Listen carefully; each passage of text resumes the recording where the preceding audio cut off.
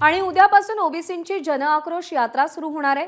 सरकारने दिलेला शब्द फिरवला तर पुन्हा उपोषण करणार असल्याचं ओबीसी आंदोलक नवनाथ वाघमारे यांनी सांगितलंय। सगळे सोयरेचा अध्यादेश काढता येणार नाही असा शब्द मुख्यमंत्र्यांनी दिल्याचा दावा नवनाथ वाघमारे यांनी केलाय। उद्या जालना जिल्ह्यातल्या दोदडगावमधल्या मंडल स्तंभाला अभिवादन करून जनआक्रोश यात्रेला सुरुवात होणार आहे। या बैठकीतून आम्ही असं निष्पन्न झालं आहे की आम्ही ठरवलेला जो 22 जुलै रोजीपासून जो दौरा म्हणजे ओबीसी आरक्षण बचाव जन आक्रोश यात्रा, याला दौरा म्हणता येणार नाही, ही यात्रा आहे।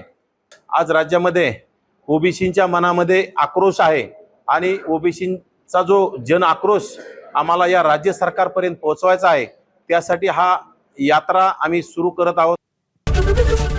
एबीपी माझा, उघडा डोळे बघा नीट।